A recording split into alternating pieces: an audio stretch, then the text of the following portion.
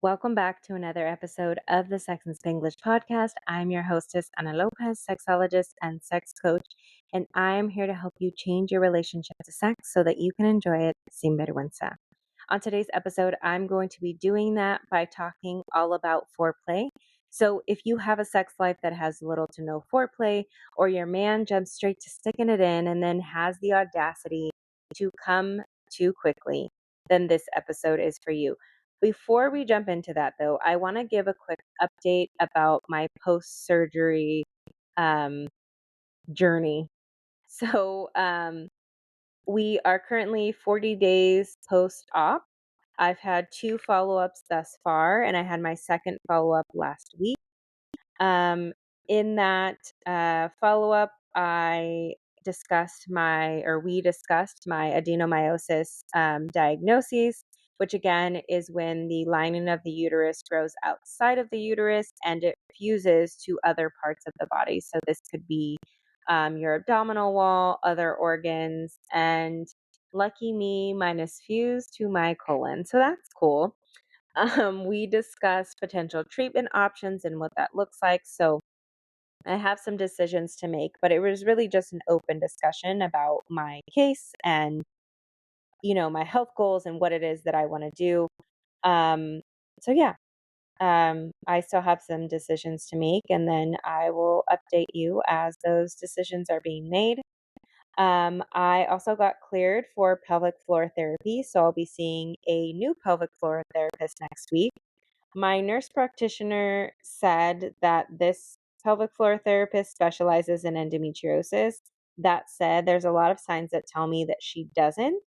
But I'm keeping an open mind and I am going to see her. I have an appointment with her tomorrow. Um, yeah, so I'll let you know how that goes. That said, I am still faithful to my pelvic floor therapist who I've been seeing for years at this point. Um, Yeah. So TBD about what happens there. I was also cleared to lift 15 pounds. So before I was only allowed to lift 5 pounds. But now I'm cleared to lift 15. I honestly don't even feel strong enough to lift 5. So I'm not going to be lifting anything heavier than, we'll say, like 7 or 8 for the time being. I just want to wait to see how pelvic floor therapy goes, and then we'll go from there. But anyway, those are my updates. On to talking about foreplay. So I want to start off by exploring the problem itself. Because when you all think about foreplay as like the problem of foreplay, or even problems in general, what I've noticed happening is that you all talk about the problem in a very surface level way. And I understand why that is because you are not a coach, more than likely. And you also don't have the sexual expertise that I do. So it makes total sense. But I think when I explain the problem, it will help you further like make sense of it. So with that said, let's get in. You'll see what I'm saying as I begin explaining this. So first and foremost, when you are experiencing little to no foreplay, it's typically because you have a very rigid definition of what foreplay is. You are believing that foreplay has to involve your partner. Now, I am in no way, shape, or form saying that it can't include your partner or that you can't desire to have your partner involved in some way. But what I need you to know is that foreplay does not have to involve your partner ever, and it doesn't have to involve your partner every single time. You're also believing that foreplay has to happen immediately before penetration. Now, for the purposes of this conversation, I'm going to be talking about um, particularly vulva owners who are having sexual relations with penis owners that are then having penetrative sex.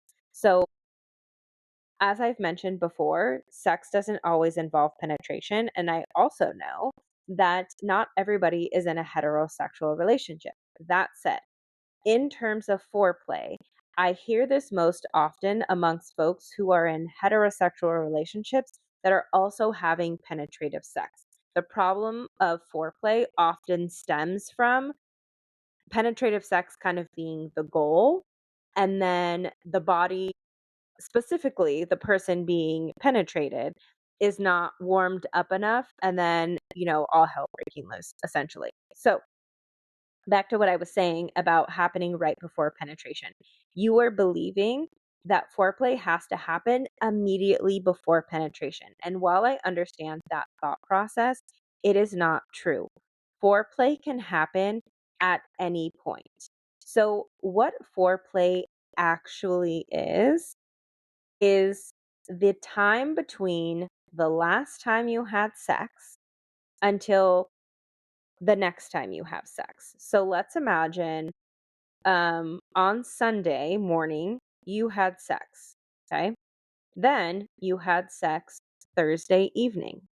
So after sex on Sunday, up until the time you go to have sex on Thursday evening, all of that time could have been foreplay. Now, that does not mean that your man is sitting there fingering you or you're receiving oral for that length of time. That's not what that means. But what I'm saying is that there are opportunities for foreplay from the time you end having sex on Sunday to the time you have sex on Thursday evening. And the reason we know that is true is because foreplay is the preparation of the body and the mind for penetration, for the purposes of this conversation, for penetration.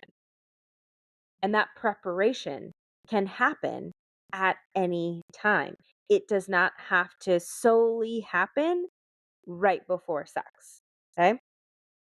So, another complaint that I hear is that your partner moves too fast. As I mentioned earlier, like he just wants to stick it right in. You're still taking your clothes off and he already wants to like jump straight to penetration. And then before you know it, like sex is over because he's already done and you're not even warmed up yet. Right. But the reason why he's coming like so quote unquote quickly is because he got a huge head start. And the reason he got a huge head start is because you approved of the penetration even though you weren't ready.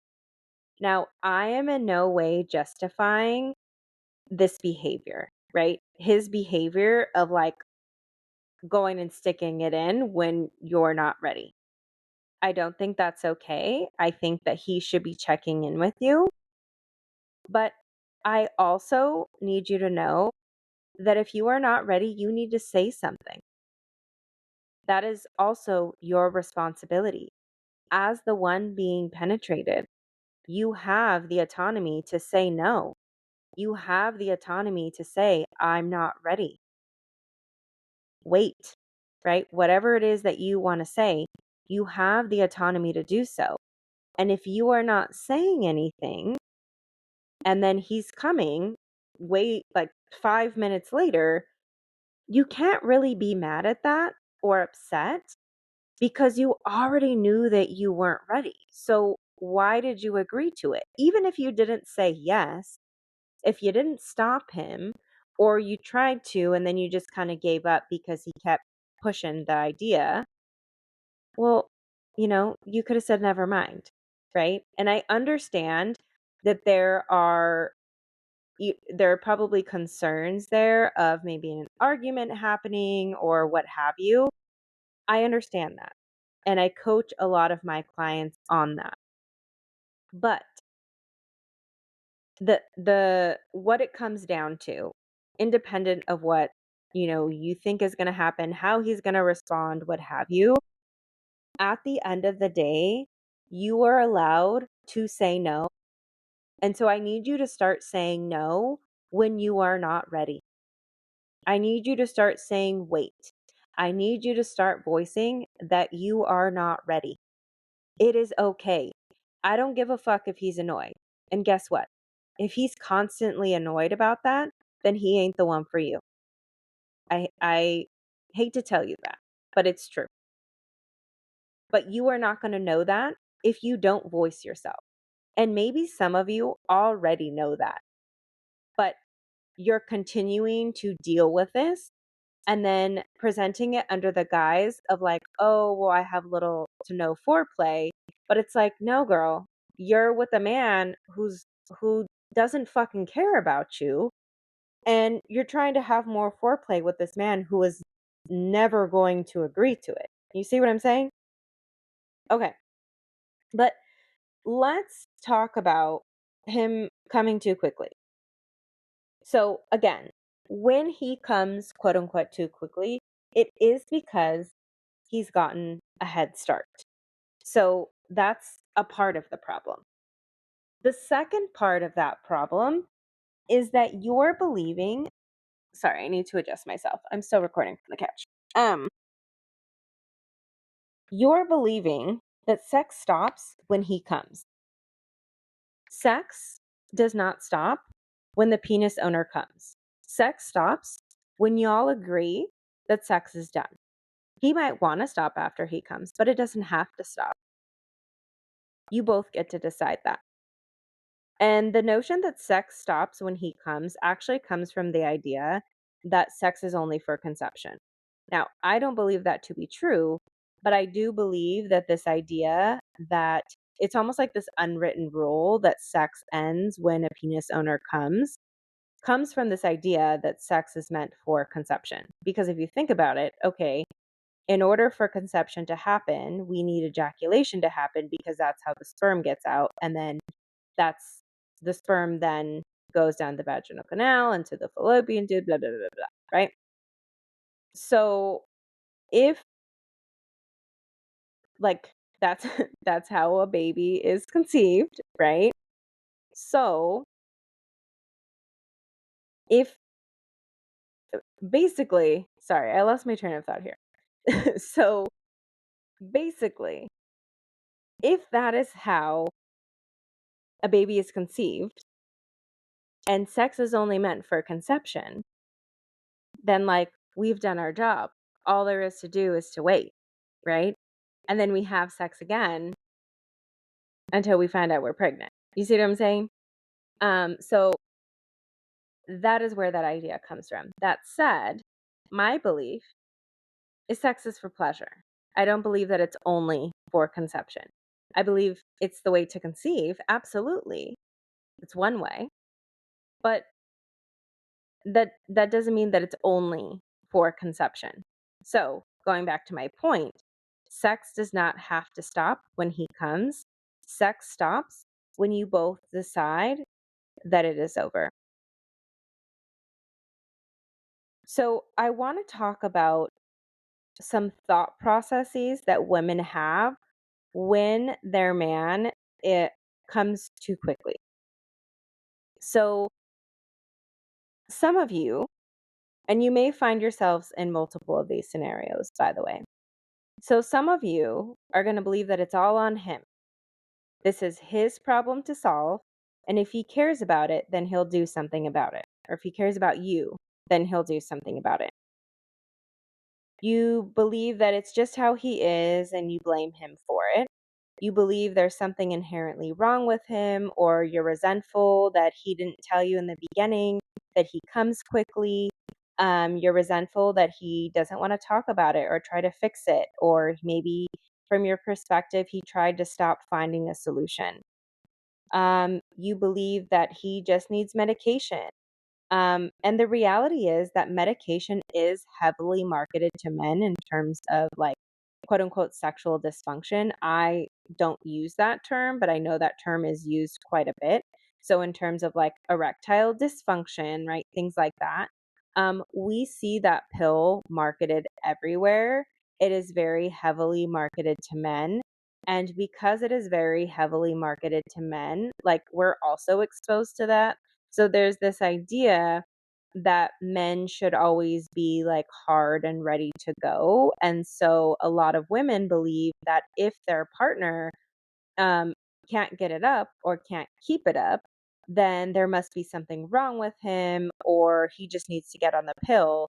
But my perspective is that actually the pill isn't always necessary. And oftentimes it's overprescribed. It's like Viagra for men is the equivalent of like birth control for women in the sense that it is overprescribed and oftentimes doesn't even solve the problem. It's just like it's just providing a solution, like a band-aid solution at that, right? It's not addressing the actual problem. A lot of times men who are experiencing erectile dysfunction or, coming too quickly, things like that, um, it's happening because of something mental going on. And I'm not saying that it can't be something medical, but a majority of the time it has a lot to do with their mindset and their experience around sex and their experience of performing and the societal pressures to perform sexually.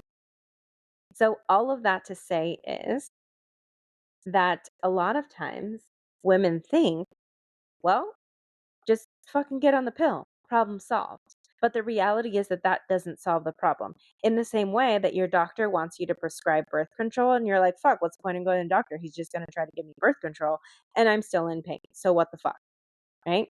Same thing. Another common misconception is that he's too into porn, right? There's like an overconsumption of porn because he's coming too quickly. And I see this complaint or this thought process more with folks who have like erectile dysfunction. So when women are in relationships with men who can't get it up, a lot of times they'll believe that, oh, there's some type of like um, porn addiction or overusing porn or things like that. But I do think that this is still worth mentioning because a lot of times when there's any type of sexual dysfunction, and by sexual dysfunction, I mean having trouble getting an erection, having trouble maintaining an erection, coming too quickly, not coming at all, right? Or taking way too long to come. A lot of times women will believe that it's a porn usage problem. And porn is a whole other conversation for another day. But I just want to point out that if your man is coming too quickly, is taking way too long to come, doesn't come at all, has trouble getting an erection, has trouble staying aroused, or staying erect, those are not necessarily indications that he's into porn. Okay. It's also not an indication that he needs medication. Okay? So, the other way I see this problem happening is that you blame it on yourself. You think, I have to be the one to solve this for him. And if I don't, I'm a bad wife, I'm a bad girlfriend, I'm a bad partner, lo que sea, whatever you call yourself, right? You make it your job to ask for advice online, to your friends, to your doctor. You give him a list. So you're like doing the research for him, giving him a list of things that he can do or try. And then you get mad when he doesn't do them or try them. Or maybe he didn't do it to the extent to which you think that he should. You think about it constantly, leading you to put other things on the back burner. So things such as like caring for your health, solving for your own problems, forgetting like everything else about your relationship. This is like your sole focus. You make your entire sex life about this issue, which then ruins your sex life. And then you're pissed off at him. You believe that this is just how he is, and you blame yourself for it. You throw up your hands of like, okay, fuck it. Like, if I want to be with him, then this is what I have to deal with. Like, oh well, right? You kind of just give up on sex. And you give up on him. You blame yourself for not knowing that this was a thing sooner, not seeing it coming, right? No pun intended. You believe he's not attracted to you or doesn't love you anymore or he doesn't love you enough to do anything about it. When there's porn use, you're oftentimes telling yourself that you're not satisfied. You question his loyalty. You maybe even question your loyalty and consider like stepping out. You force conversations in an attempt to solve it, but really you just do this so you'll feel better. And then you don't want to have sex because it isn't enjoyable anymore. You think that this is just the way it is now and it isn't enjoyable anymore, so you don't have it. You avoid it. You avoid your partner. You avoid any form of intimacy or closeness. You become resentful when he asks for it because you already anticipate yourself being disappointed and not enjoying it. When you do have sex, you just lay there and you wait for it to be over. You don't allow yourself to try to enjoy it. You just assume you're not going to enjoy it, so therefore you don't. And then that continues the cycle. You also feel like your partner only cares about their pleasure and only cares about sex. So you think that he only wants to get his and he doesn't care if you quote unquote finish or not. And as an aside, like, let's stop calling it finish. I think that's a different conversation for another day. But when you say finish, what you really mean is orgasm. And orgasm is not the goal of sex. But again, that is a different conversation for a different day. But basically, what you're telling yourself is he only wants to orgasm. He doesn't care about you orgasming. And as long as he gets his, then that's all he cares about. Um, You're thinking that he says he cares. You're like, okay, he says he cares and that he's sorry, but if he was, then he would do something about it. So you don't believe him when he says he cares, when he says he's sorry. And then things change for a while and then go back to how it's always been.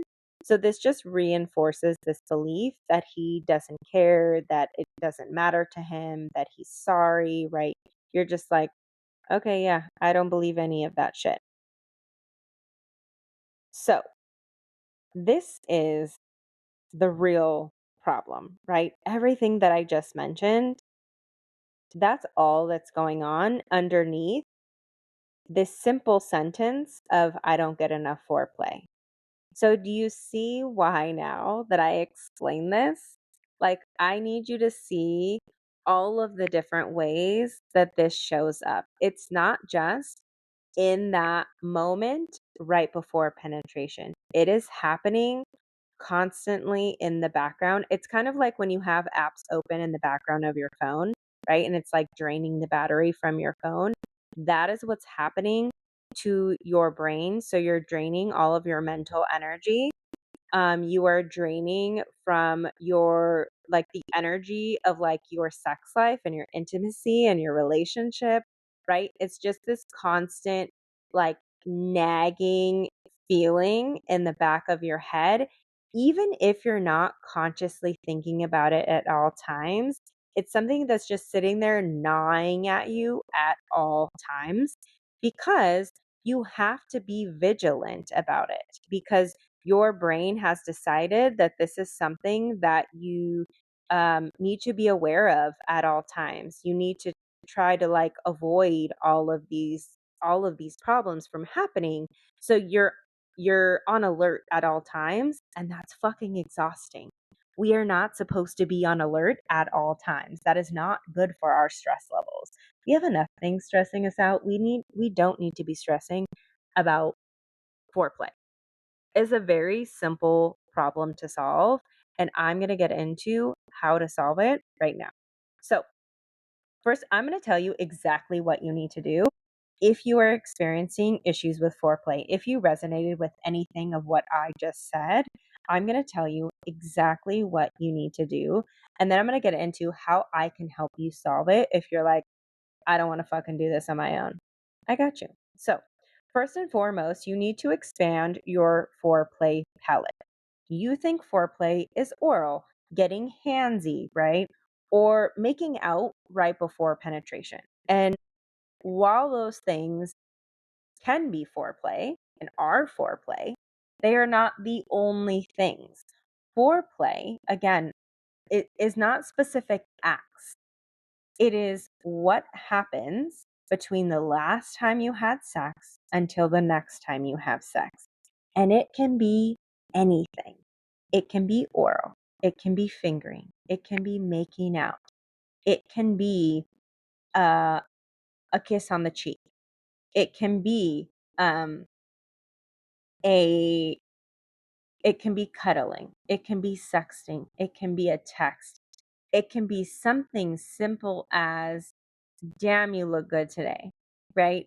Like, it can be you thinking on your own, in your own head, without ever sharing it, about the last time y'all had sex, right? It doesn't matter what it is. Like, you can literally call anything foreplay.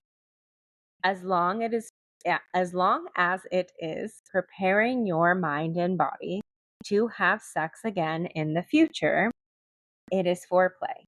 And the reason we know this is true is because if you have ever had a long distance relationship, or maybe you are away from your partner for an extended period of time, maybe like even just like a day or two, and you are really excited to get home to them and like have sex with them, you were thinking about it, right? You were probably ready a lot sooner than if you just see them every single day, right?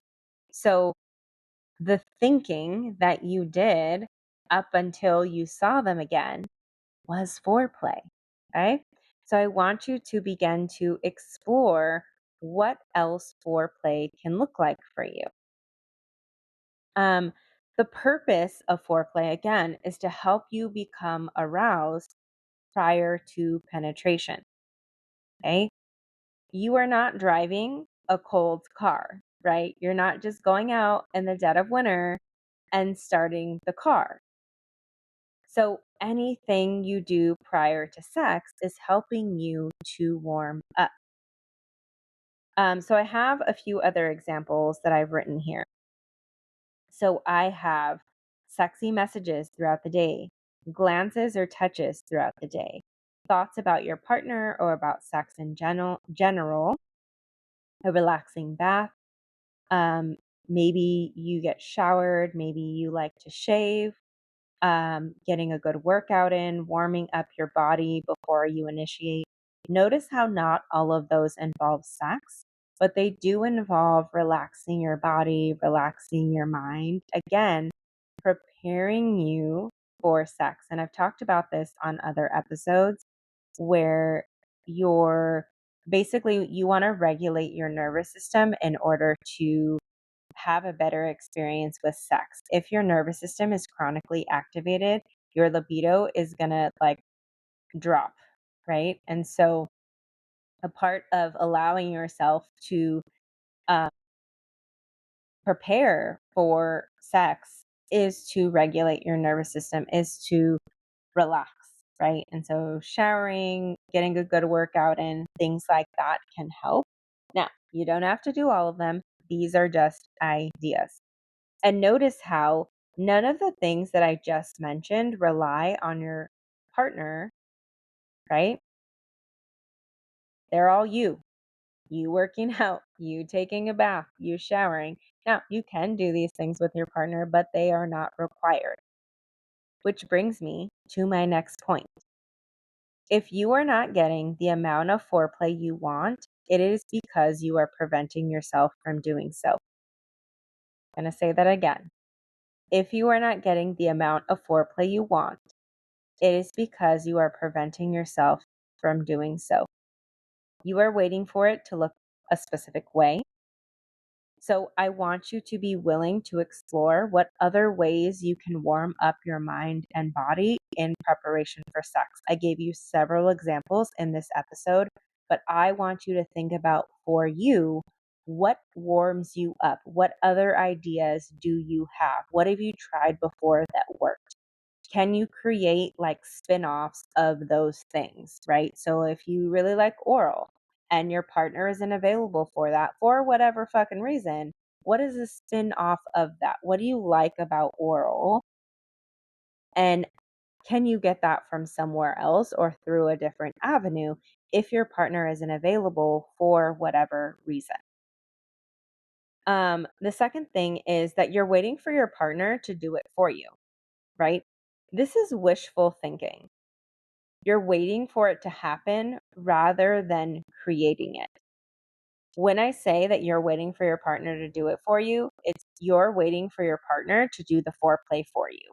And you're just like, okay, yeah, this should happen. And just hoping that it's going to happen rather than creating it. Your body, your pleasure, your foreplay is your responsibility. So if you want your partner involved, you need to invite them in. And I know that this sounds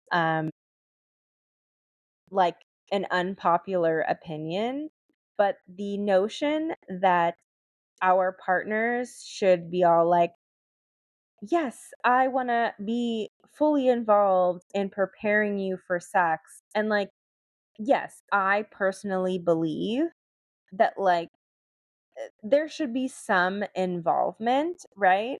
Like, it is not necessary. Like, I do think, like, I want to be in a sexual relationship with someone who is supportive of me warming up my body, but I also don't expect them to be there I don't expect them to do all of the work, right?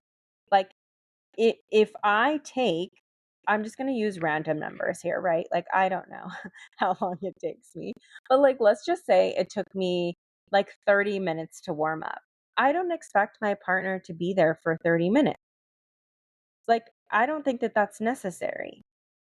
Like, I'm gonna invite them in, and they get to decide when they wanna show up, and I get to decide what I wanna do with that. If I'm with a partner who is only available for 5 minutes when I need 30 and I don't like that, well, then I get to decide whether or not I wanna be with that person. But what is happening with a lot of you all is, one, you're not inviting them in and you're just like expecting it from them, which creates this resentment, which is never good for anything, let alone sex, right? But then also, it doesn't give you the opportunity to see what that person is available for. If you need 30 minutes of foreplay, or if you want 30 minutes of foreplay, and they're only willing to give you 5 minutes, then that is not the person for you. But the only way that you know that is by inviting them in, which which is why this idea of like, oh, well, they should just know better. Well, no, because some people only want 5 minutes of foreplay and don't even fucking want their partner involved at all. So no, they should not just jump in, right? Like, you need to let your partner know what it is that you want and what it is that you require for penetration, right? The act that you are going to do with them. And if you don't say anything, you don't really have a place to complain because you haven't given them the opportunity to do anything. Okay. The other reason why, the final reason why you are not getting the amount of foreplay that you want is because you are believing that he doesn't care. You're like, I try, but then he just wants to stick it in, right? Like, I've tried saying things, I've tried letting him know that I need more foreplay and that I'm not ready, but he just wants to stick it in. I don't care. I don't care that he just wants to stick it in. Too fucking bad. If you are not ready, then don't let him stick it in. Why are you letting him do that? You have the authority to say no. So I want to know what is stopping you from doing so. If you feel like you can't say no, that is a conversation we need to have stat. That is not okay. If you are feeling unsafe in your relationship, I need you to reach out to the domestic violence hotline. That is not okay. Even if you feel like you're not in an abusive relationship, if you are feeling unsafe to say no in your relationship, you need some professional support, my dear. And if it's just like, oh, well, like, I feel awkward, I feel embarrassed, like, I don't think that, like, he might get a little bit mad, whatever, book a call with me. We could talk about it because that's not okay either. Like, and I don't say that in a way to like judge you. Like, I understand that it can be awkward, it can be uncomfortable to say no, particularly when you've been saying yes this whole time. But You are allowed to say no. I don't care that he's ready. I don't. It's great that he is, but he can wait. Okay. All right. So I want to very quickly talk to you about what this would look like in one on one coaching. So when we work together in one on one coaching, you like come to me one on one coaching and you're like, Anna, I'm having trouble with foreplay. Like, this is the bane of my existence. I I don't know what to do anymore. Like, I've tried the conversations, I've tried telling him no. I'm just over it. This is what we would do. We would start by getting really clear on the foreplay that you want and the foreplay that you need. And then I would give you step-by-step instructions on how to get it. So you would literally just fucking follow the instructions in order. There are things your unique mind and body require. There are things that are a nice to have that like aren't necessary, but they're nice to have. I'm going to tell you how to get both in a very detailed way so that you have no questions and you can just go and do it on your own like you're fucking following a recipe. I'm going to help you identify what's blocking you from getting the foreplay that you want in the first place. So, are you self sabotaging because you're afraid of rejection? Rejection is a part of life. So, I'm not going to promise to get rid of it for you, but I will teach you to stop being so scared of it. I will teach you to stop fearing rejection so you can stop self sabotaging for good. Rejection is normal. It's a part of life, but you don't have to be scared of it. Rejection actually isn't what's stopping you from going after what you want, foreplay or otherwise. It's the fear of rejection that is stopping you. So we're going to work on your fear of rejection so that you're not letting rejection stop you from going after what it is that you want, because you can't stop rejection from happening no matter how hard you try. I'm also going to teach you the right way to talk about sex and teach you how to train your partner in bed, which means that the conversations that you have with your partner will actually be effective, right? You're not just going to be talking in circles, feeling like you're unheard. You're going to be able to talk to your partner in a way that he actually understands what you're fucking saying, right? And I'm going to teach you how to teach him to do what it is that you want in bed. Because I can almost guarantee you the reason why he's not doing what you want him to do in bed is because you haven't taught him correctly. And I know that sounds really weird and it may sound like you may feel like a little bit defensive of like, I've been fucking telling him. I get that. But there are specific ways to talk about these things and there are specific ways to explain these things. And trust me, you're gonna once you hear it, you're gonna be like, "Oh." Like like you might feel kind of like dumb, and not because I think you're dumb, but it's so it's so obvious once you see it. So once I teach you this, you're gonna be able to take this like wherever in your life, which is what I love about it. But more importantly, I'm going to teach you how to stop relying on this man because that is not cute. I'm going to teach you how to stop relying on any man because that is not cute. Now, to be clear, I am not saying that you can never, um, when I say rely, what I mean is that you are able to provide it for yourself. That doesn't mean that you can't ask for support.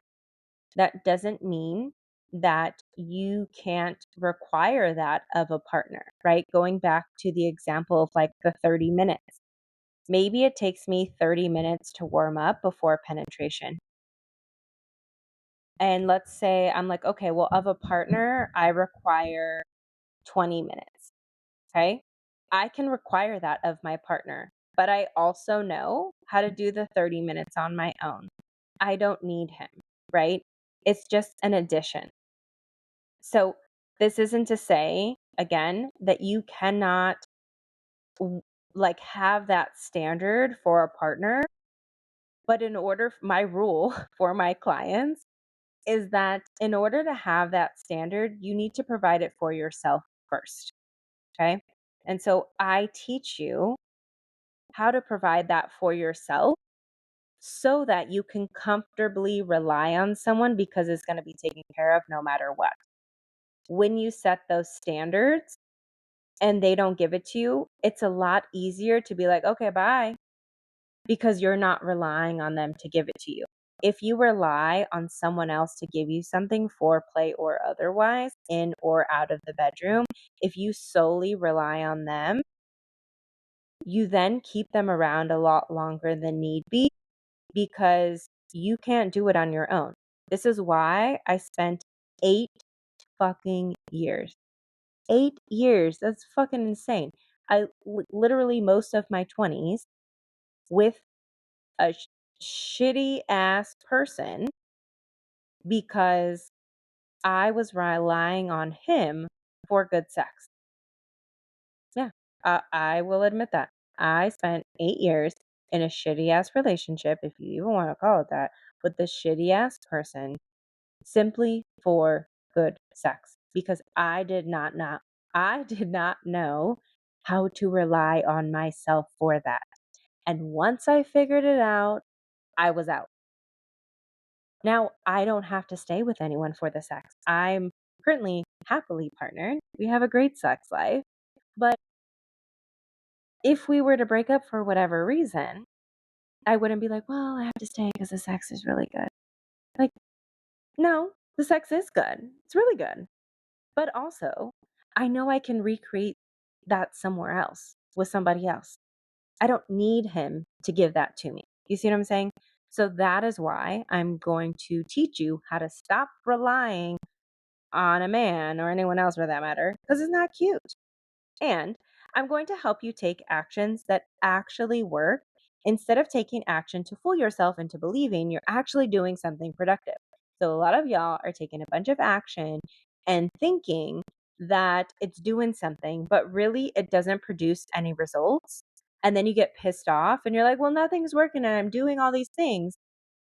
And I applaud your intention, but you're not taking the right actions, right? So it's like, I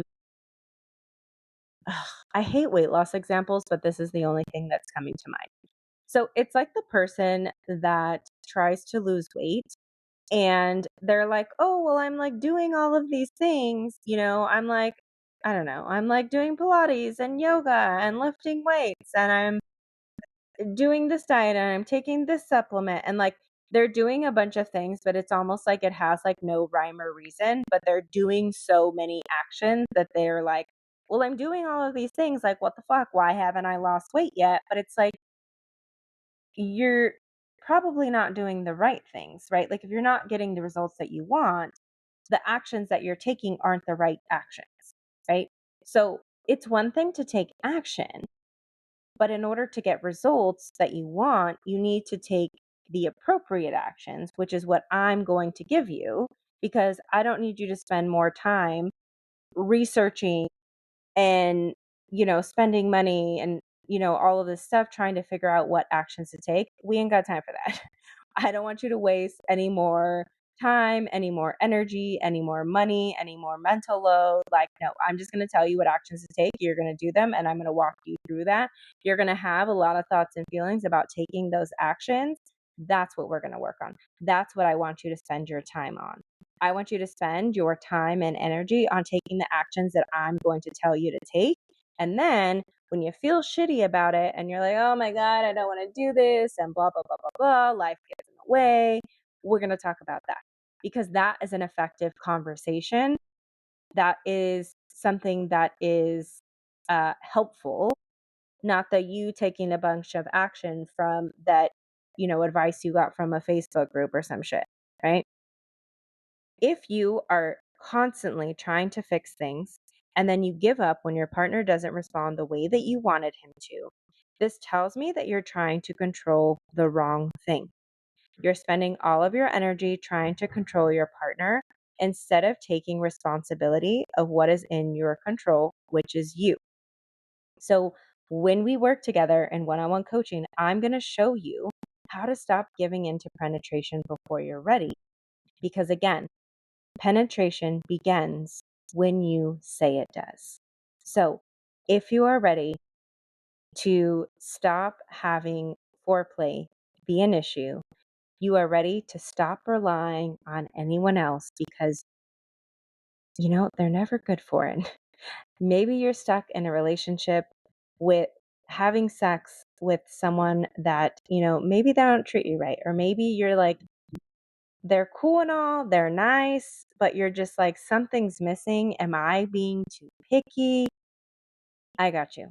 You are a perfect candidate for one-on-one coaching, and you're in luck because I am taking on one-on-one coaching clients. Go ahead and go to the show notes. You can apply for one-on-one coaching there. And I will see you all on Friday as I'm going to be giving you some free coaching on foreplay. So stay tuned for that. I will see you all on Friday. Bye.